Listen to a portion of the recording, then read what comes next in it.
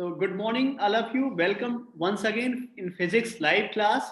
So in continuation of the elastic collision in one dimension, now we are going to discuss about the inelastic collision. Before that, we should understand what is head-on collision. Okay, so what is basically head-on collision? What is coefficient of restitution? And what is completely elastic collision? What is completely inelastic collision? These needs to be discussed. Okay, so you can understand Yes, like sir. head-on collision. Head-on collision का मतलब ये हो गया बच्चे, अगर initial velocity and final velocity, मतलब ये कह सकते हैं velocities after collision and velocities before collision Before collision. along the same line or along the same line, then there the collision will be known as a head-on collision. The collision having velocities after collision and before collision along the same line is said to be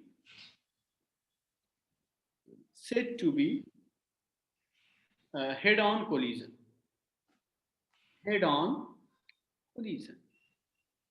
Okay, this will be said as a head-on collision. So there are two terms, bache.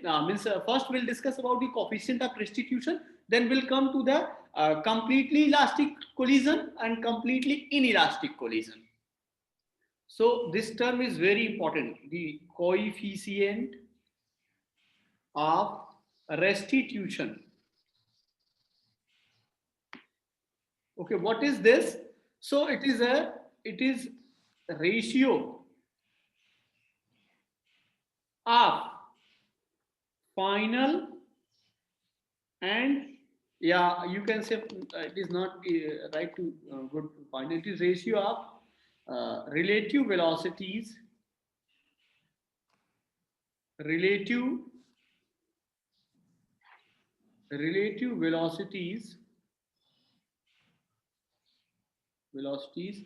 before after collision and before collision. After collision and before collision. Let's see how we can write mathematically collision. So let's see, these are the two objects. This is M1 moving with velocity U1 and this is M2 moving with velocity U2, and they get collided. And now this is moving with velocity V1, this is M1 and this is M2. This is moving with velocity, you can say velocity. So the coefficient of restitution is written by E, and this will be the relative velocity. Relative velocity after collision, so this will be V2 minus V1, and it will be your U1 minus U2. This is coefficient of restitution. This is a coefficient of restitution. Okay, so coefficient of restitution have a no impact, क्योंकि ये ratio होता है बच्चे. अब यहाँ पे बच्चे collision को अगर हम बात करें, तो मैं बात कर रहा था, एक हो गया इलास्टिक और एक हो गया क्या बच्चे, inelastic. So in elastic collision और completely elastic collision, completely elastic, in completely elastic e की वैल्यू बच्चे 1 होती है. We have seen this equation. और inelastic, completely in elastic collision में बच्चे, कंप्लीटली इन इलास्टिक में जो ई की वैल्यू होती है बच्चे, this is basically 0. This is very important case कि ई की वैल्यू 0 होती है. और जनरल जो कंप्लीटली इलास्टिक और इन इलास्टिक कोलिजन के बीच में जो वैल्यू हो जाती है बच्चे, तो वो आपका कह सकते हैं कि नॉर्मल कोलिजन, उसके लिए ई की वैल्यू क्या हो जाती है, greater than 0 and less than 1. ये हो गया किसके लिए, जनरल कोलिजन में. अगर वो कंप्लीटली इलास्टिक और इनइलास्टिक नहीं है, तो जनरल कोलिजन होगा, उसकी value that will be greater than 0 and less than 1. अगर कंप्लीटली इलास्टिक हो गया ई की वैल्यू 1 हो जाएगी, okay, and completely in elastic collision हो गया ई की वैल्यू क्या हो जाएगी बच्चे, 0 हो जाएगी, 0। Okay. So coming to the बच्चे कंप्लीटली इन, हम लोग जो भी डिस्कस किए थे बच्चे, अभी कंप्लीटली इलास्टिक कोलिजन डिस्कस किए थे जिसके लिए ई की वैल्यू 1 आई भी थी, देखिए ना ये इक्वेशन बना था। और यहाँ पे बच्चे अगर हम लोग अब डिस्कस करने चल रहे हैं कि completely in elastic collision in 1 dimension, तो लेट्स सी इट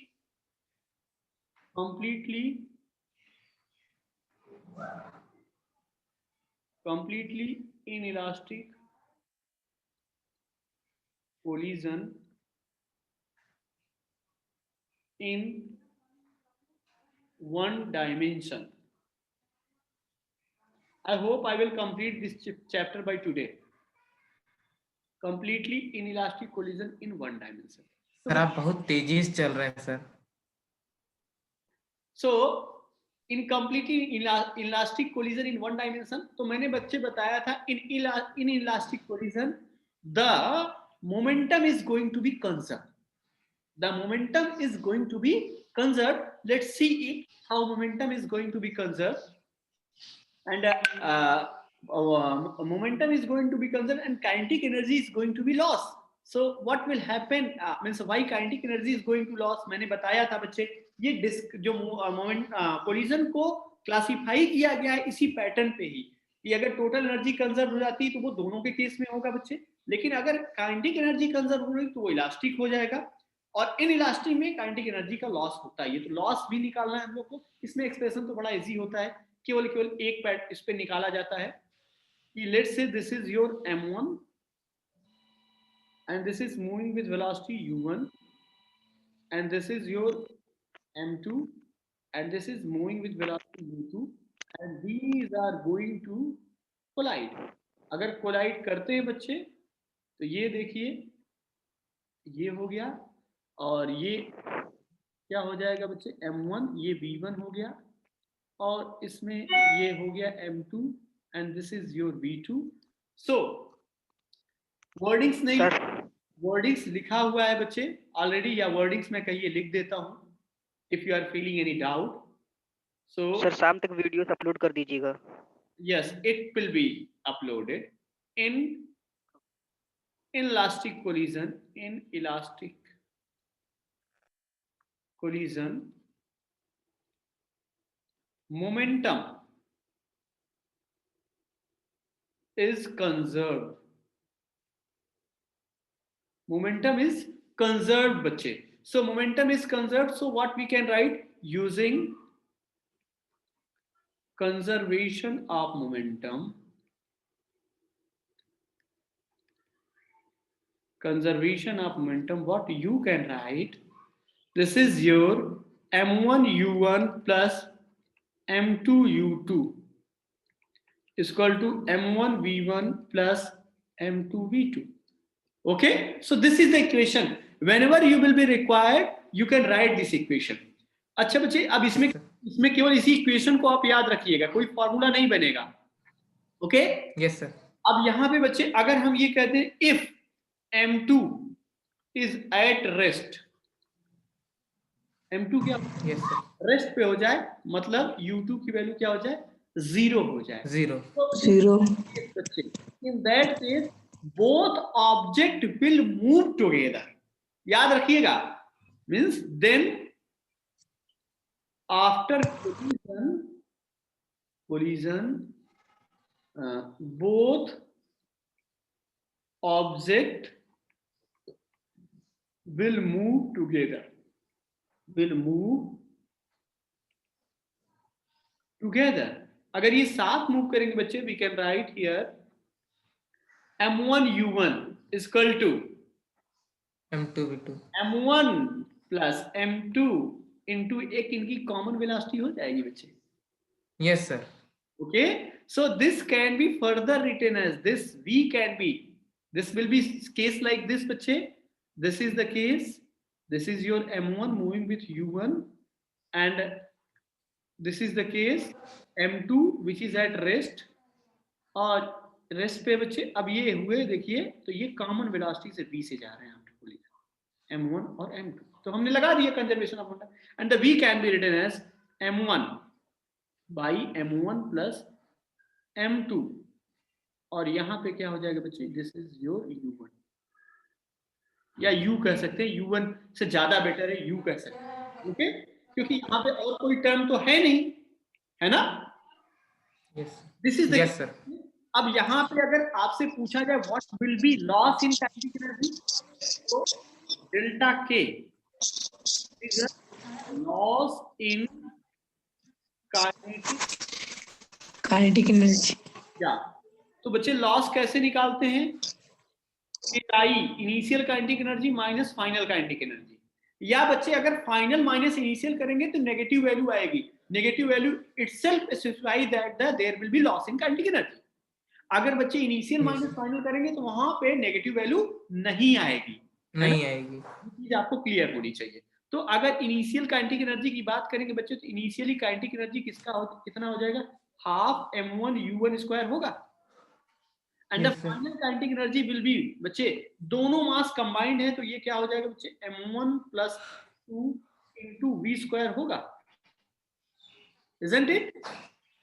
बोलिए बच्चे। Yes, sir. तो बच्चे Yes, sir. आई माइनस के बात करेंगे, this will be your half m1 u1 square minus half m1 plus m2, ये हो गया बच्चे, और v की value, this equation named as a 1, यहाँ पे वैल्यू रखेंगे बच्चे, तो this will be your m1 by m1 plus m2 और v means u1 square of this. 500 GB ने पैसे खर्च था। पापा मुझे डांटे कि तुम हमारा बुलेट ये देख के लगा वो मेरा स्टूडेंट बोला नहीं कि जब डेटा यूज में चेक किया गया तो हॉटस्पॉट से दिया और हॉटस्पॉट के कॉल किया था। प्लीज म्यूट, हमें तब मालूम संजी ज्ञान I will you people, this is half m1 u1 square and this will be half m1 plus m2, and this was your m1 by m1 plus m2 and into u1 whole square. Now we'll solve it. Delta k will be your half m1 u1 square minus m1 plus m2, this will be cancelled out bache, and here m1 m2 will be remain, so half it will be m1 square and u1 square upon m1 plus m2 will left. Whenever we'll take LCM and it will be multiplied here and taking half common, and it once it will be multiplied, it will be m1 square u1 square plus m1 m2 u1 square, and it will be minus m1 square u1 square upon m1 plus m2, and this is going to be cancelled out. This will be cancelled out bache, and the delta k is positive 1. This is half m1 m2 upon m1 plus m2 into u1 square. This is a loss in kinetic energy bache. What is this? This is a loss in kinetic energy. This much kinetic energy is going to be lost during the inelastic collision in one dimension. Okay, is it clear bache? Okay, I hope it is clear to all of you. Okay, coming to the collision, or you can say collision in two dimension. Let's see it, how we can use these concepts. Collision in two dimension, collision in two dimension. So please show once again next page, previous page. Okay, just wait for a minute. This is the case. This is the case we have this. Okay. Okay. So coming. Well done, sir. So collision in two dimension, let's say. So how we are going to use this collision in two dimension? We'll say that let's say one object is at a rest. Okay, let's say m1 is moving with velocity u1 and m2 is at rest. m2 बच्चे rest पे है अगर हम मान लेते हैं. If m1 collides with, किसके साथ कोलाइड करती है बच्चे? m2, and now m1 and m2 moves, making start moving, m1 m2 start moving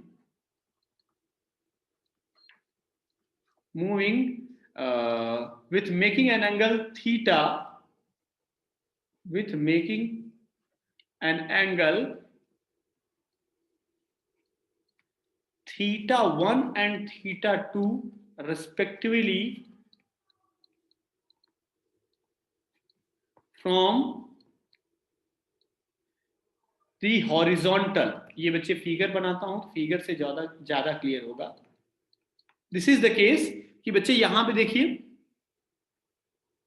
this was the case कि यहां से ये जा रहा था, m1 था, इसकी वेलोसिटी u1 थी, और यहां पे बच्चे देखिए दिस वाज एट रेस्ट, ये m2 था, this was at rest, this is u2 equal to 0. ये रेस्ट पे था बच्चे और ये कोलाइड करता है. अब कोलाइड करने के बाद क्या हो रहा है बच्चे? एक इधर जा रहा है और एक इधर जा रहा है, और हॉरिजॉन्टल से जो एंगल बन रहा है बच्चे, this is theta 1 and this is theta 2. और ये जो जा रहा है m1 गया और इसकी वेलोसिटी v1 हो गई, फाइनल वेलोसिटी, और यहां पे क्या गया बच्चे? m2 गया, इसकी वेलोसिटी क्या होगी? v2 होगी. सो बच्चे ये क्लियर है यहां तक.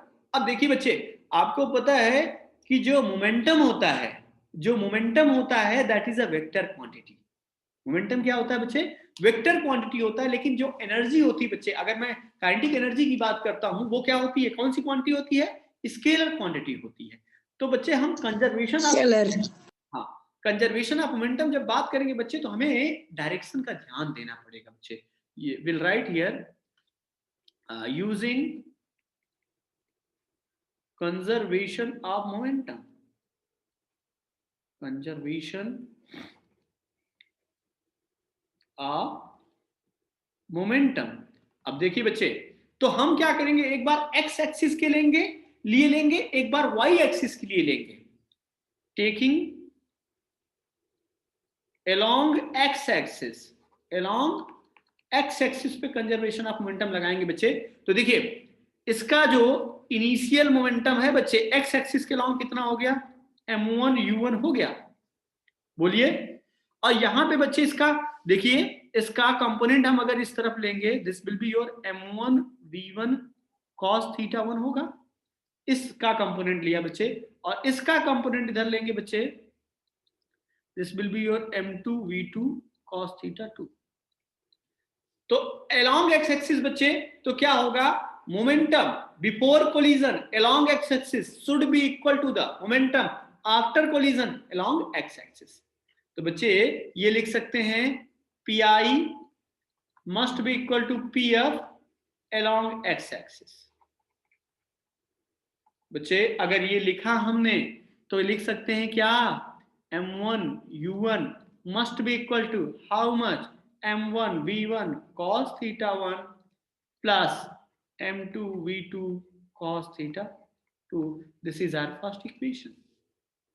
बच्चे अब क्या लेंगे? Taking momentum, taking conservation of momentum along y axis. बच्चे ये जो इनिशियल मोमेंटम था that was along x axis. क्या initial momentum along y axis है क्या? क्या इधर कोई ये जा रहा है क्या? पार्टिकल नहीं जा रहा. So it will B 0. Initial momentum along y axis will be taken as a 0. अगर बच्चे cos थीटा का कंपोनेंट इसका इधर आया, तो इसका ये कंपोनेंट इधर भी तो जाएगा, this will be your m1 v1 sin theta 1, और इसका एक कंपोनेंट इधर आएगा बच्चे, this will be your m2 v2 sin theta 2।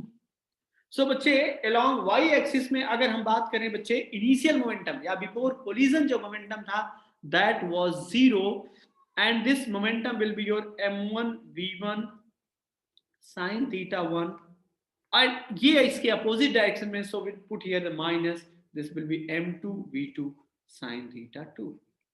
This is your second equation. So whenever you will be required, you can solve this equation.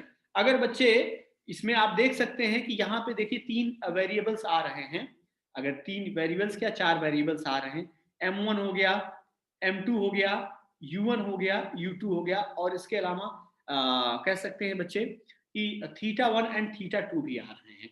तो अगर हम बच्चे इसी केस में मान लेते हैं कि थीटा 1, या फिर मान लीजिए दोनों मास को हम इक्वल कर लें तो डिफरेंट केसेस डिस्कस कर सकते हैं, या फिर ये मान लेते हैं बच्चे कि theta 1 equal to theta 2 equal to 0 degree, तो वो 1 डायमेंशन बन जाता है। बच्चे 1 डायमेंशन में क्या हो, theta 1 equal to theta 2 0 degree पे तो होता है।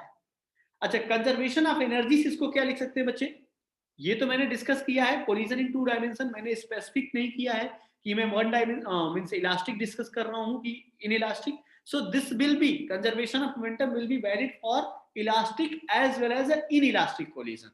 लेकिन बच्चे अगर हम कह दें कि इलास्टिक कोलिजन है तो वहां पे कंजर्वेशन ऑफ एनर्जी भी होती है, और कंजर्वेशन ऑफ एनर्जी याद रखिएगा बच्चे, energy is a scalar quantity, उसके लिए हमें डायरेक्शन की जरूरत नहीं होती है।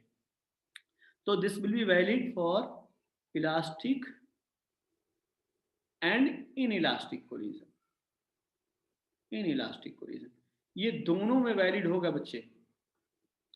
अगर हम लोग इसी पेज पे डिस्कस कर लें बच्चे, यहाँ पे यूजिंग कंजर्वेशन ऑफ के का कंजर्वेशन अगर लगाएंगे बच्चे तो यहाँ पे देखिए क्या हो जाएगा, this will be half m1 u1 square, this must be equal to half m1 v1 square and half m2 v2 square. This is the case बच्चे, ये देखिए आपके पास ये तीसरा इक्वेशन बन जाता है। तो यहां से आप ये कह सकते हैं बच्चे, क्यों हम ऐसे लिखे यहाँ cos थीटा का कंपोनेंट क्यों नहीं लिया, क्योंकि बच्चे ये स्केलर क्वांटिटी होता है, इसमें वेक्टर का कोई रोल नहीं होता है, तो इसको इसलिए बिना थीटा के हम लोग लिख देते हैं। Okay, I hope it is clear to all of you, ये सबको क्लियर होगा, कहीं से कोई डाउट नहीं होगा बच्चे, राइट। तो समटाइम्स क्वेश्चन हैज आस्क्ड कि हम बताइए इसमें क्या होता है, कैसे होता है, वो कर सकते हैं बच्चे। अच्छा, मैंने बच्चे पावर डिस्कस किया हुआ था, but that video is not going to be uploaded because only 2 or 3 people were there and I have repeated that things. So once again I am discussing power. Power क्या होता है बच्चे और इसकी क्या यूनिट्स होती हैं, एनर्जी से कैसे रिलेटेड होता है, उसको जरा डिस्कस कर लेते हैं। So power, so how we can define the power. बच्चे पावर को अगर डिफाइन करना हो सिंपली ये कह सकते हैं, the rate of doing work is known as a power. Power को डिफाइन करना हो तो लिख सकते हैं क्या बच्चे, the rate of doing work is known as power। तो मतलब पावर को लिखेंगे कैसे बच्चे, W by T लिखेंगे, this is a W by T। And बच्चे W को अगर लिखना हो तो क्या लिख सकते हैं, force into displacement upon T। So you know well velocity is equal to क्या होता है बच्चे, डिस्प्लेसमेंट बाय टाइम। सो यहां पे बच्चे लिखना पड़ेगा where W is work done, D is your displacement, and T is your time, and V is your velocity। तो बच्चे यहां पे देखिए पावर को हम क्या लिख दिए, पावर को लिख सकते हैं बच्चे यहां से क्या, F V। बच्चे अगर इसको देखा जाए ना तो और we can write power is equal to F vector dot V vector. अगर इसको थोड़ा सा सिंप्लीफाई किया जाए तो it can be also written as F V cos theta. तो यहाँ पे बच्चे थीटा किसके किसके बीच एंगल होता है? Theta is angle between force and velocity. This theta is angle between force and velocity. अब बच्चे यहाँ पे एक चीज और समझिए कि ये पावर की वैल्यू वैनिश कब कब होती है? This power will be vanishes theta की वैल्यू 90 डिग्री हो जाए, या वेलोसिटी की वैल्यू क्या हो जाए 0 हो जाए, या फोर्स की वैल्यू क्या हो जाए 0 हो जाए। और यूनिट ऑफ पावर की अगर बात करते हैं बच्चे, यूनिट ऑफ पावर, तो बच्चे ये आपको पता है, this will be your joule पर second, this is nothing, it's a what हो जाता है, दिस इज वॉट। एंड या 1 horse power is also one of the unit, so 1 horse power is equal to 746 watt। बच्चे एक चीज और, जैसे कहीं कहीं पावर और एनर्जी की यूनिट को रिलेटेड होती है, जैसे कहा जाता है 1 किलोवाट आवर 1 kWh, तो 1 kilo is nothing 10 power 3 and watt is watt, and r 1 r is equal to 60 into 60, so that will become 3600 into 10 to power 3. This unit will be watt and this is second, this is watt और second. बच्चे ये joule energy की unit होती है, and this can be further written as 3.6 into 10 to power 6 joule हो जाता है। So 1 kilowatt hour is equal to 3.6 into 10 power 6 joule होता है बच्चे। And this is one of the unit of the electrical energy. Electrical energy की जो unit होती है बच्चे यही होती है 1 kWh, 1 unit is equal to 1 kWh, means 3.6 into 10 power 6 joule energy is consumed. If this much energy will be consumed, then this will be said as a 1 unit of electricity. बच्चे ये class 10th में आपने किया होगा, आपके इस पे base पे न्यूमेरिकल थे, आपने उसको बहुत अच्छी तरीके से समझा होगा, राइट? तो ये सारी चीजें हमने बच्चे आपका डिस्कस कर लिया। So in the next class, that is tomorrow, I will discussing numerical based on these. कुछ न्यूमेरिकल्स भी कर लेंगे, कुछ एनसीईआरटी के ही प्रॉब्लम्स हम देखेंगे, so that you can be very sure about these concepts. और कोई डाउट होगा तो that doubt will be welcome. Okay, so